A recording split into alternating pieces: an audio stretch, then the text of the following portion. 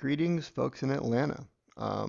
If this is kind of meta here, but if you have 15 minutes, watch this video and then come visit the shared Google Doc. It's referenced later in this document, and I'll tweet out the Google Doc as well. So we can do an asynchronous session here. So I'm going to bring you in to Google Earth. My name is Steve Goldberg, and there's more details available about me online.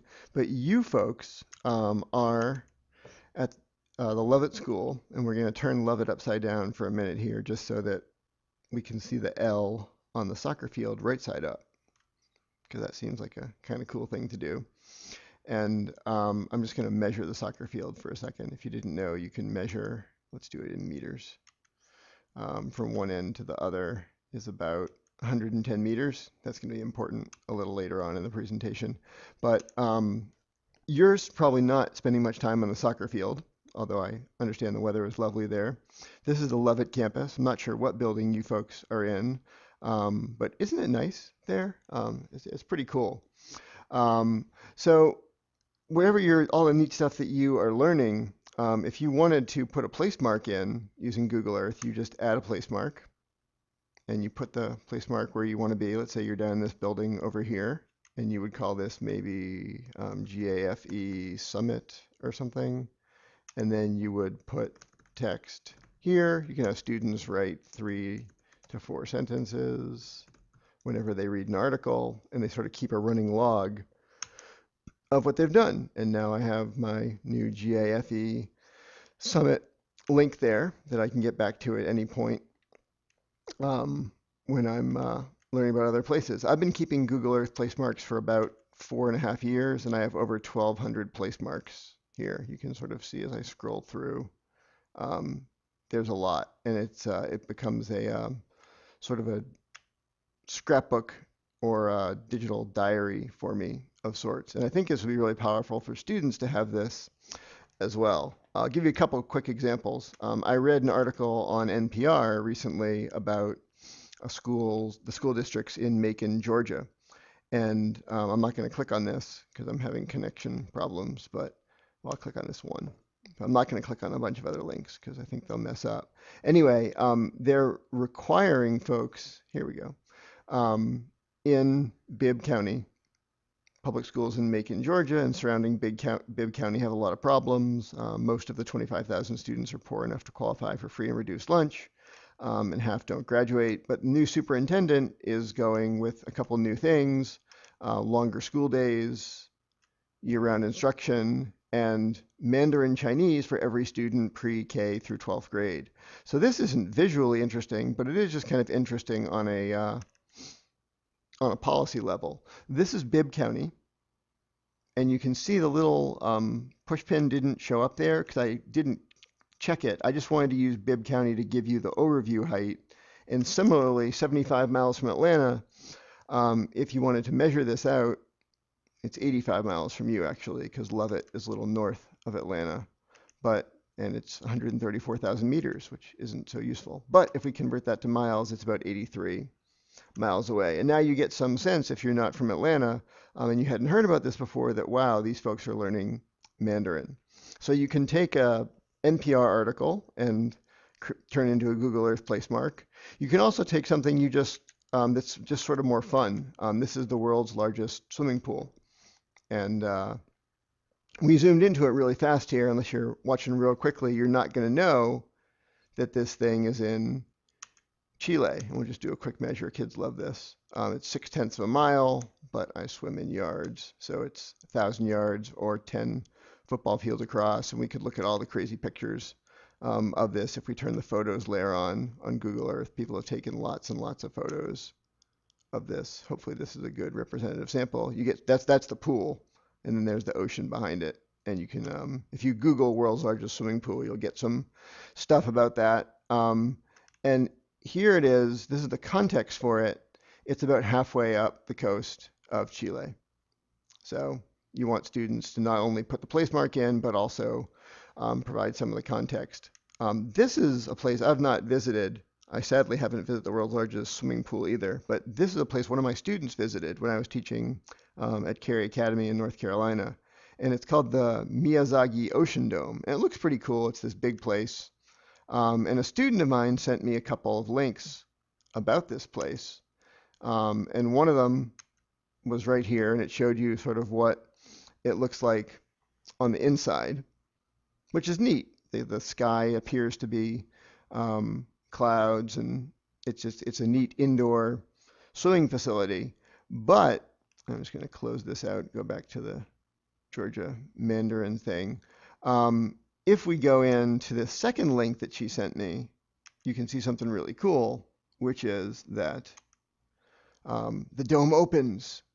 And now on a nice day, you can see, wow, that's pretty amazing. And this now I see in a new light. It's not just some big indoor tennis facility or something. These panels slide back. So we're bringing the world to life. We can do it with swimming pools. We can do it with ocean domes. We can also get a little heavier and do it with the U.S. ambassador to Libya being killed in Benghazi. And so here's Benghazi. There's the airport in Benghazi, sort of a city on the coast here. And if we get some context here, here's the Libya context. So it's mainly a desert. There's Tripoli, there's Benghazi, and get some sense of how big this is.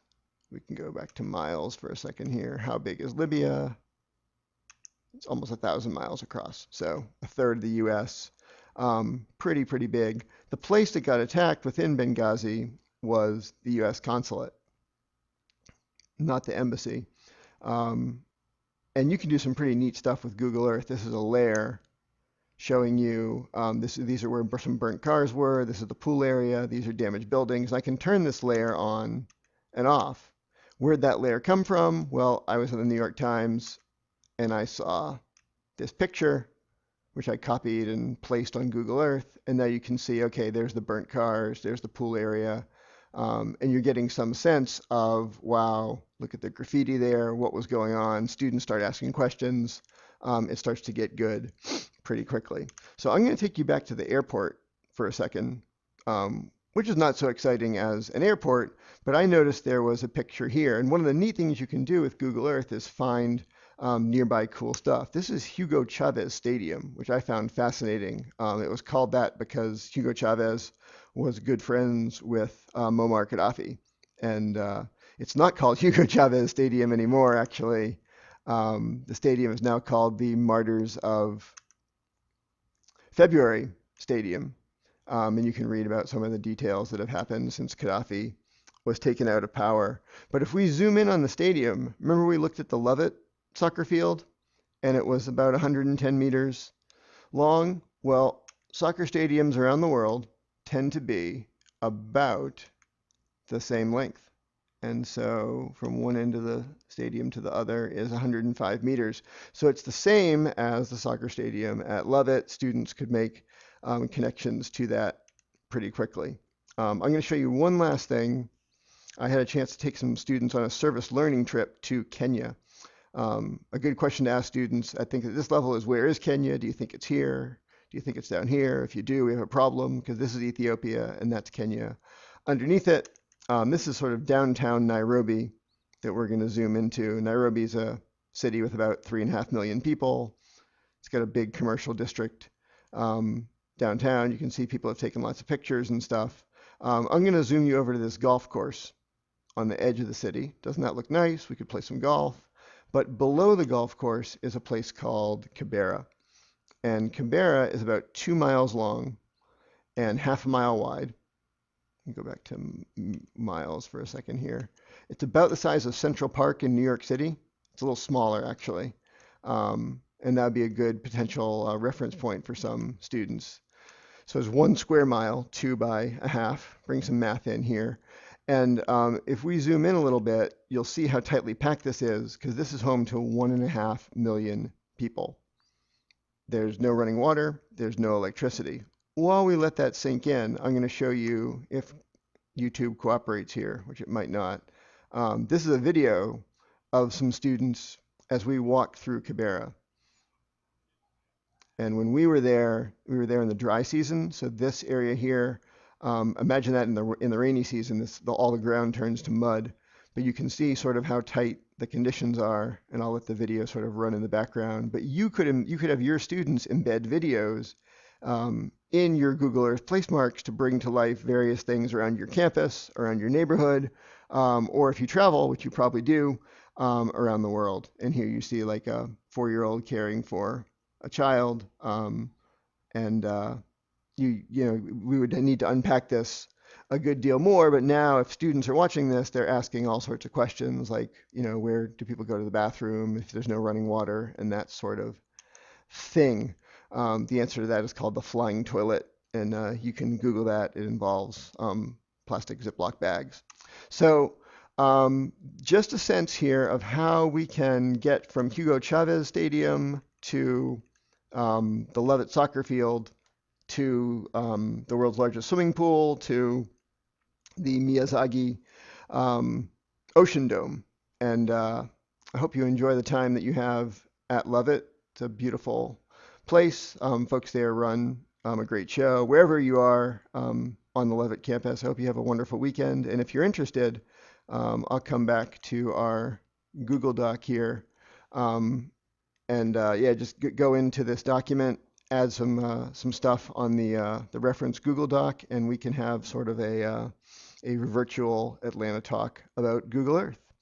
Again, my name is Steve Goldberg, and thanks for watching.